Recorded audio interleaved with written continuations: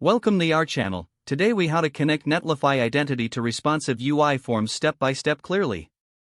To connect Netlify Identity to your responsive UI forms, start by setting up your Netlify project. Log into your Netlify account or create a new one if you haven't already. Once you're in, create a new site or select an existing one to work with. Navigate to the Identity tab in your project dashboard. Click on Enable Identity to activate the identity service. Scroll down to the Services section and check the Get Gateway option if you plan to use it. Next, go to the Settings section and find your site settings. Make sure you enable email notifications if you'd like users to receive. Now, move on to your front-end application where the responsive forms are located. Install the Netlify Identity widget using npm by running the command in your terminal. Import the Netlify Identity widget in your JavaScript file. Initialize the widget by calling netlifyidentity.init.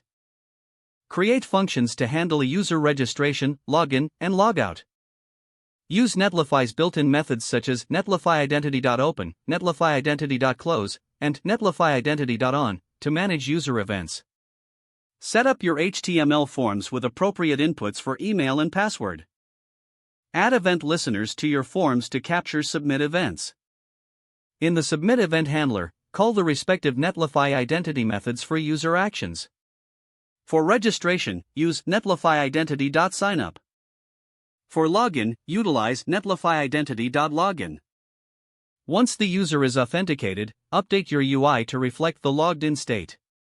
Consider displaying user information using netlifyidentity.currentUser.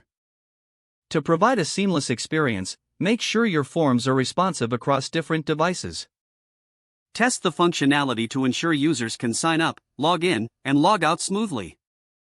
Finally, publish your changes on Netlify to make the application live. Monitor for any issues you might encounter and troubleshoot accordingly. If the page does not load, refresh the browser or try again in a private or incognito window. Make sure you are using the correct email address, then retype it carefully to avoid small typos. If your password is not accepted, use the reset option and create a new strong password you can remember. Check your spam folder for verification or security emails, then complete any requested confirmation steps. Don't forget to like this video and subscribe to our channel for more step-by-step tech guides.